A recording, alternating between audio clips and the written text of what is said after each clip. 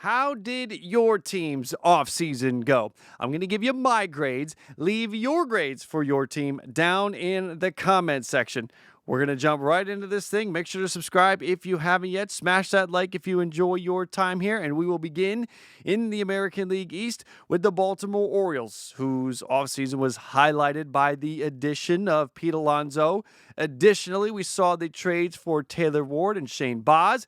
They bolstered the bullpen with Ryan Helsley and Andrew Kittredge. They bring Zach Eflin back. This team, however, in my opinion, needed a top of the rotation, no question about it, universal ace, an SP1 that would be an SP1 across the board. And they don't have that. They didn't get that. So that hurts their grade, but I'm still giving them a good grade. This has been a good offseason for the Baltimore Orioles. Best I can do, though, without getting that ace is a B+. Let's go to the Boston Red Sox next. This Red Sox offseason has had its ups and downs. I'll put it that way. I think Red Sox fans have been very irritated with how this offseason went. Not bringing Alex Bregman back, the way that went down was really bad. The players that they had been linked to and did not ultimately land, Bo Bichette, Kyle Schwarber, Pete Alonso, but what they got really improved their team. Trading for Sonny Gray, adding Ranger Suarez in free agency, trading for Wilson Contreras does improve this team significantly, and it checked the boxes that needed to be checked. I think there may be some Red Sox fans that want to disagree with me, but A-. I think there are some Red Sox fans that probably want to take this down to a C or a D. But again, think about it. You add Sonny Gray and Ranger Suarez to a rotation with Garrett Crochet. Brian Bayo is now the 4, and there's a competition for the 5th spot, and they got like 5 guys to fight it out for that 5th spot. Wilson Contreras added into this lineup is a great addition. Yeah, we were waiting for Jarren Duran trade all offseason. That didn't happen, but so that means Duran's still there. Duran is a good, productive bat. So it's an A- for me for the Boston Red Sox. The Tampa Bay Rays are next up, and I don't know, this offseason just didn't do it for me. I did like the return they got for Shane Baz. That helps. I'll take it to a C+. Let's go to the Yankees next, and the Yankees are getting a lot of criticism for basically running it back. Re-signing Cody Bellinger, re-signing Paul Goldschmidt. Trent Grisham took the qualifying offer, and outside of that, the additions that are coming in, there's really nothing that substantial or significant. Ryan Weathers is the closest, but do we want to define him as significant or substantial? He's going to be in the rotation until Garrett Cole is back, and that is really the difference maker from last year's team to this year's team is Garrett Cole. The only question is, when does Garrett Cole get back to that ace level type pitcher? We got a B- for the New York Yankees. The Toronto Blue Jays are next up, and I hate to say it, but this will be the offseason I remember losing Bo Bichette, which kind of stinks because they did a lot of good this offseason as well. And they now have a rotation with Bieber coming back, adding Dylan Cease. You've got Gausman, you've got Trey Savage. There's 4. You add Cody Ponson to that 5th spot, and they have some guys already on roster that could take that number 5 spot. They've put a good team together, adding Tyler Rogers, signing Kaz Okamoto. They put together a good team. They had one of the best off seasons, but that Bo Bichette loss is unfortunately, I think, what I'm going to remember down the road. I don't know. I hope it'll be the Dylan Cease signing is what I remember. I hope it'll be when we got Kaz Okamoto, but the loss of Bo Bichette really did sting, but everything they added does lead the Blue Jays to a good grade. I've got it at an A-. I can't go A. The Bo Bichette thing knocks it from an A to an A-. Because remember, they were looking for that bat. They, even after Okamoto, they were still in on Kyle Tucker. They were still linked to a Bo Bichette reunion. Neither of those things happened. So the bat that they were looking for, that impact bat, they never got. So, again, I take it from an A to an A-. Cleveland is next up, and for the Guardians, Their offseason is defined by the Jose Ramirez extension. They did add some bullpen pieces, highlighted by Sean Armstrong. He's the best reliever that they bring in. But then outside of that, that's it. If they hadn't done the J-Ram extension, this would be an F. All that Jose Ramirez extension did was get the Guardians to a D level. Let's go to the Detroit Tigers next. And for the Detroit Tigers, their offseason grade was made over the last few days, because as I started doing my prep for this video, my notes for this about a week ago, they hadn't done the Framber Valdez signing yet. Outside of that, a couple of bullpen moves that I like. I liked bringing Kyle Finnegan back. I like adding Kenley Jansen. Drew Anderson probably figures for the rotation. Actually, might be in the bullpen. Is an intriguing piece. There's question marks there. Gleyber Torres coming back is a good thing. Jack Flaherty coming back, I don't know if that's necessarily a good thing, but this is a Tigers team that, again, initially when I was doing my notes for this, I had them around a C, but the Framber Valdez edition bumps them up to the B tier, takes them to the high end of the B tier, B+. The White Sox are next up, and I really like what the White Sox did this offseason, surprising everybody with the Munetaka Murakami signing, also getting Luis Angel Acuna back in the Luis Robert trade, signing veterans Austin Hayes and Sir Anthony Dominguez and Sean Newcomb. I mean, this was a lot. If I had showed you this list of moves at the beginning of the offseason, you would have been like, no way they're going to do all that. Very active and checked a lot of boxes here. So I think they ultimately did everything they needed to do and then some. I really like what they did here. I believe the White Sox get an A for this offseason. The Kansas City Royals are next up, and the Kansas City Royals disappointed me this offseason. I was looking for a big bat. I was looking for them to invest in this team and get a real power hitter, add him into this group. Instead, they went the Isaac Collins, Lane Thomas, and Cameron Meisner route.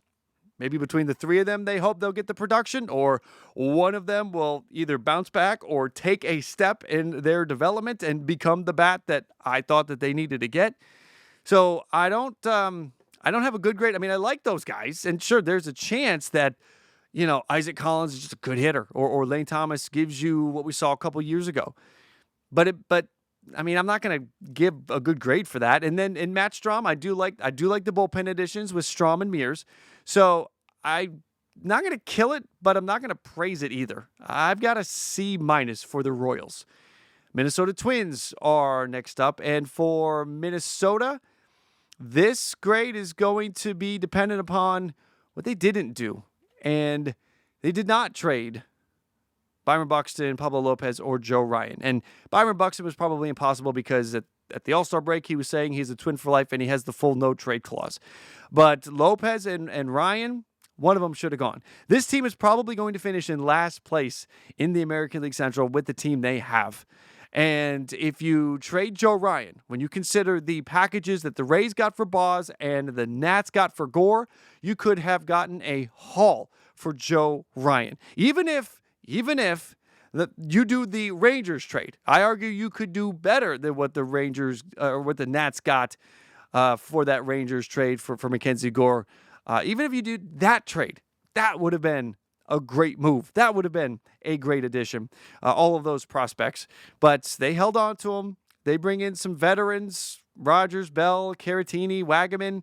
But this team is not going anywhere. It's an F for me. The Angels are next up, and the Angels offseason, again, disappointment here. I wanted them to go out. I mean, if you've watched me through this offseason, you would have thought the Angels, like I was on their payroll. I had high expectations for this Angels team because I think it's time with the young players that they have, Ohapi and Shanuel and Neto, and the veterans that they have, the fact that those veterans are probably getting close to the sunset, this was the time to make a push and become a playoff team, or at least contend for the playoffs. And they didn't do that with this list of moves. So not grabbing the starting pitcher that they needed. Now, I guess they still could. right? Zach Gallen, Chris Bassett, Lucas Giolito would all be upgrades to this rotation, and they're all still out there. Not that they're going to get them all, but if they added even one of them, that would bump their letter grade up. But as it stands right now, this Angels team gets an F. The Texas Rangers are next up, and the Rangers offseason got a boost with that Mackenzie Gore trade. That took the Rangers into the conversation as one of the best rotations in baseball, easily one of the top 10 rotations that will be thrown out there, with Gore in the mix, with DeGrom and Eovaldi when they're healthy. Hopefully we keep them healthy all year. And the ascending talent that Jack Leiter is. It's a great rotation here. And the Brandon Nimmo addition, it's a swap for Marcus Semien, whose bat had been regressing. So hopefully you get your bat upgrade there. But did they do enough to ensure that they don't have a repeat of last year with the bats? I mean, Jonah Heim was a problem, Adolis Garcia was a problem, and Marcus Semien was a problem. They're all gone. But the only guy they're bringing in is Brandon Nimmo. Is that enough? I don't know. I like the Texas offseason. I don't love it. I can go to a B. Let's go to the Houston Astros next. And while we get the Astros ready to go, let's get all of the teams on screen here. For the Houston Astros, they added a handful of pitchers, but they didn't really add the impact pitcher that we know will step in there and make an impact. We know we can put him up there with Hunter Brown and go. They lose Framber Valdez, and even though Framber Valdez had a down year last year, Framber Valdez is the top half of the rotation arm. And I don't know if Tetsuya Imai is going to be that. I don't think Mike Burrows is going to be that. I don't believe Ryan Weiss is going to be that. I don't believe Tang from the Giants is going to be that. So they're hoping that Christian Javier and Lance McCullers return and they become that. I would have liked to have seen the Astros, instead of grabbing 4 pitchers, grab 2 and grab one that you know you can insert into the top of your rotation. So that is a problem for me. So I put the Astros on the C tier, but it's a lot of pitching and there is some promise here. So I'll go high end of the C tier. I'll give them a C+. Let's go to the A's next. And for the A's, their big move this offseason, or their big moves, were the extensions that we saw take place with Wilson and with Soderstrom. So I like that. That sort of saves the offseason. But their big impact, their big addition is Jeff McNeil. And I don't think that is too big of an addition. I mean, it's a nice piece, but what they needed to add was starting pitching. And like I said, with the Angels, there is some starting pitching that could still be grabbed. You know, maybe they go get Bassett and have a reunion with him. Maybe they go get Lucas Giolito. I argue they need to do that. They haven't done that.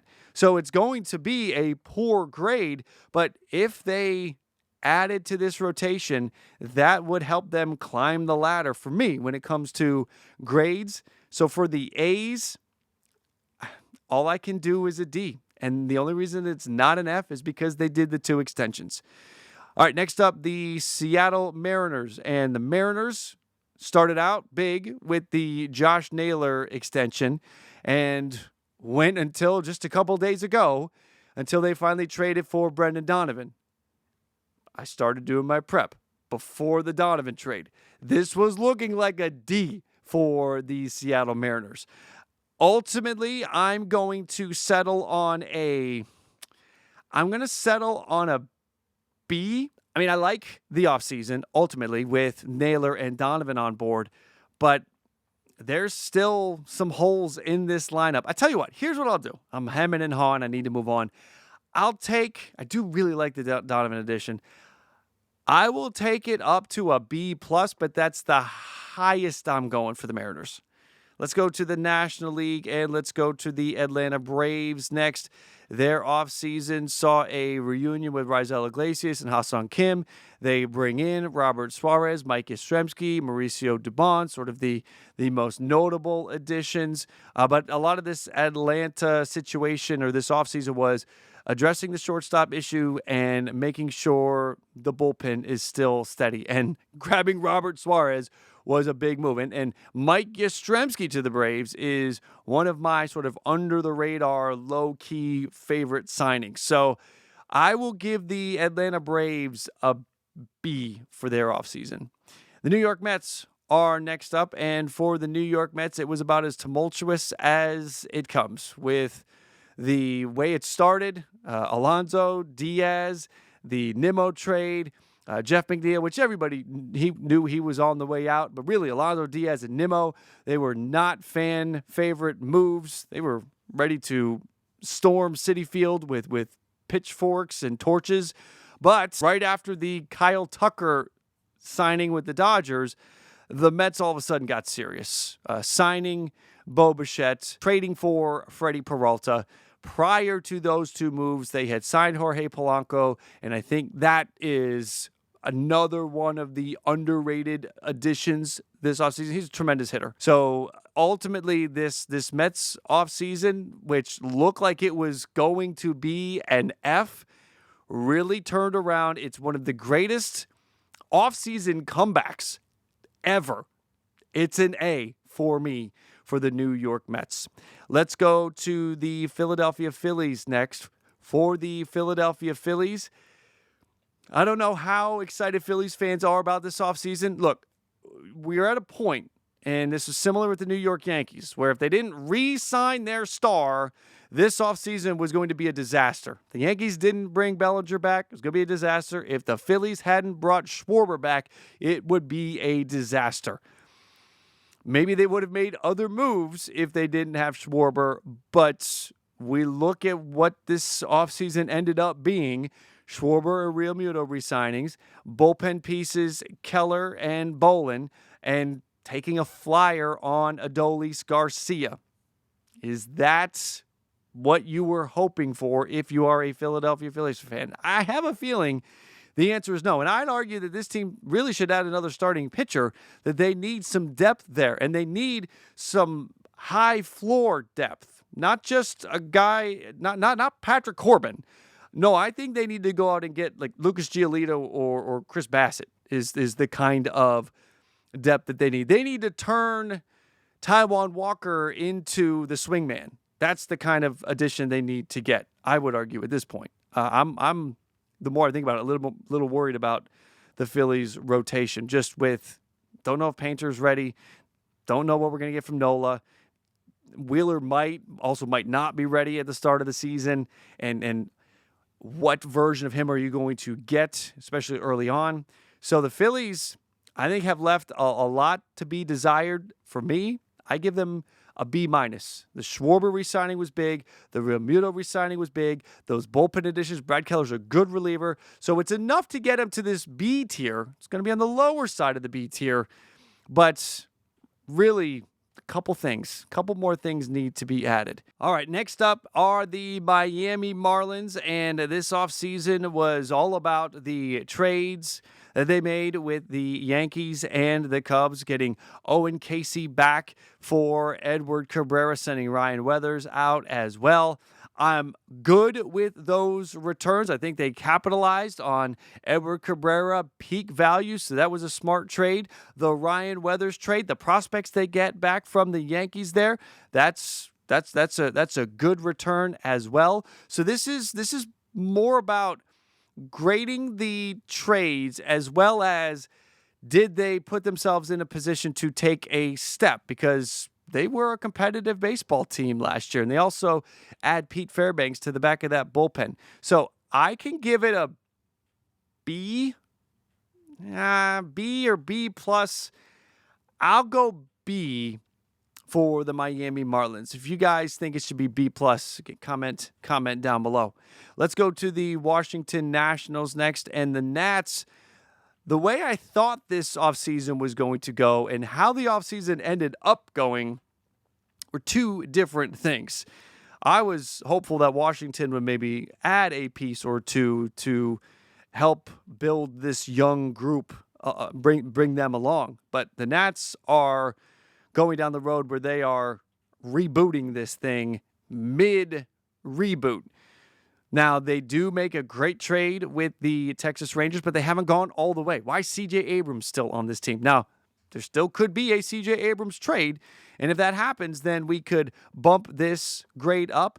But the down and then the back up, because I was down at an F at one point, and then this was all about just turning the team around, building it for the future, and they have started to take those steps. So I can go for the Washington Nationals to a C+.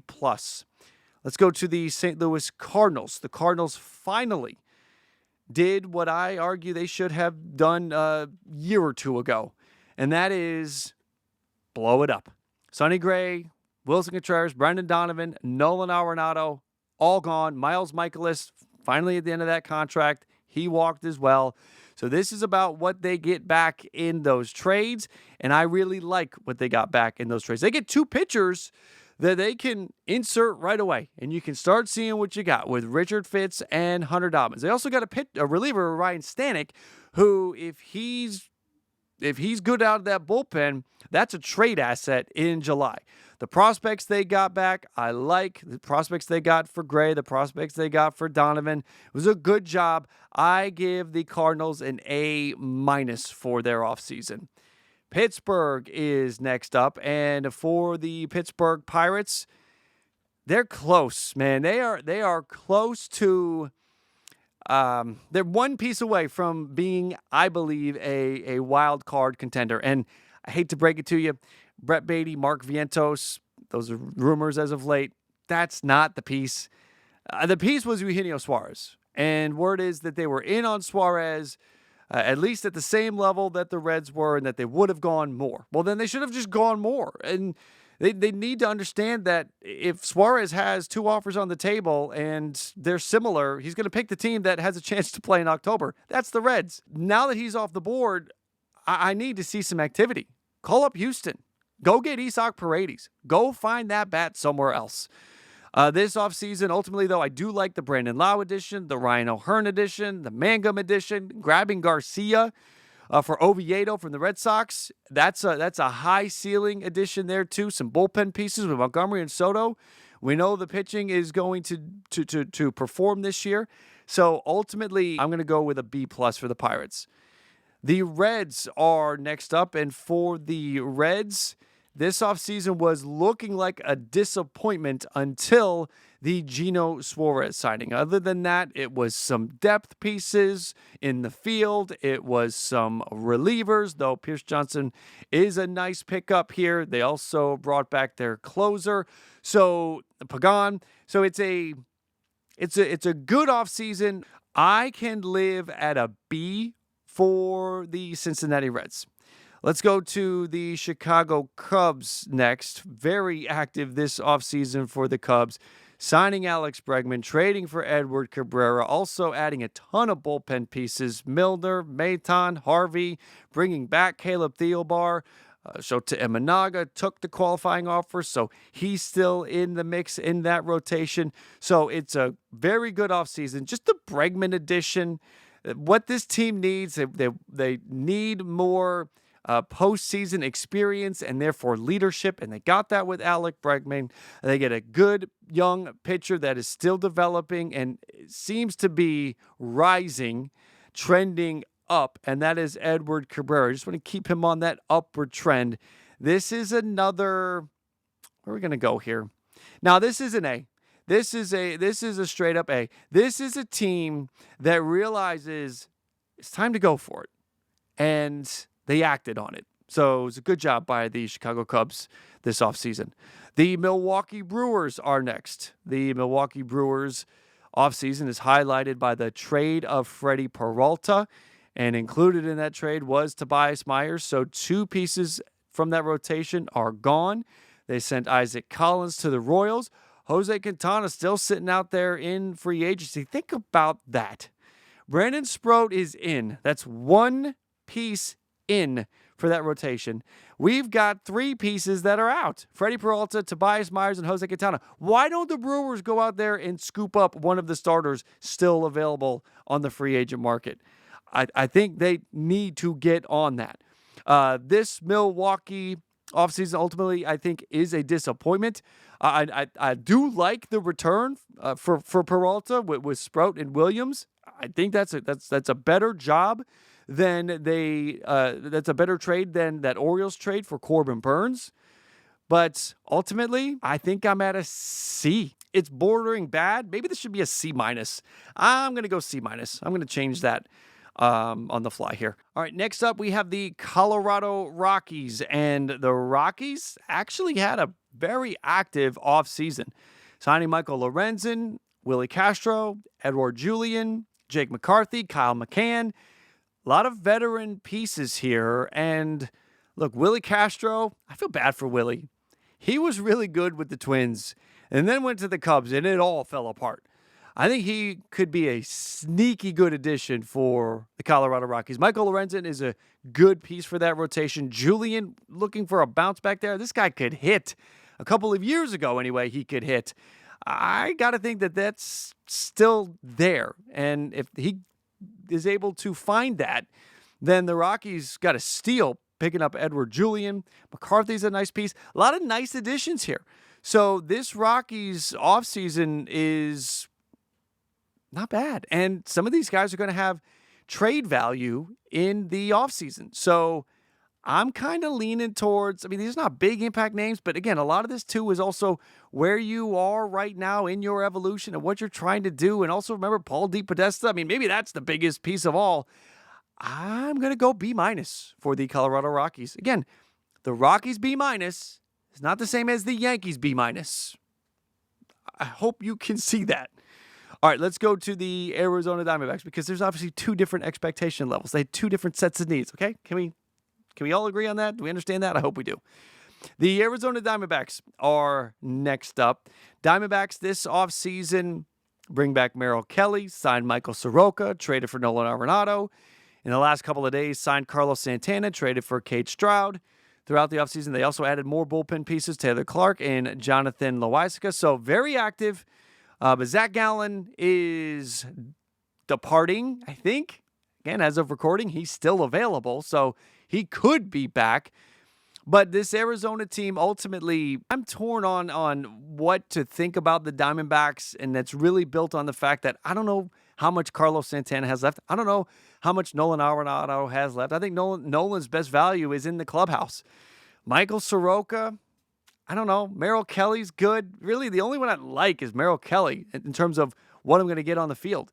And that's where I struggle here. So the best I can do, honestly, is a C plus for the Arizona Diamondbacks. The San Francisco Giants are next up, and the San Francisco Giants were bargain hunting this offseason, linked to the big names, but instead they land Harrison Bader, Luis Ariz, Tyler Bolley, and Adrian Hauser. I kind of like all these guys for how they fit in with this team. So I'm good with what the San Francisco Giants have done this offseason. They could have gone bigger, but they checked boxes. They filled holes. I'm not going all the way to the top because they could have filled those holes with more impactful guys, but I can give them a good grade. I'm going to go with a B. The San Diego Padres are next up. The Padres are in a really weird spot because they're trying to contend with the Dodgers, and they're also dealing at the same time with some financial issues. The Michael King re-signing was a great job. Miguel Andujar, I actually really like that. I think Miguel Andujar is a good hitter. He destroys left-handed pitching, but for the last couple of years, we've seen him do really well. Sun Myung Song's a nice pickup.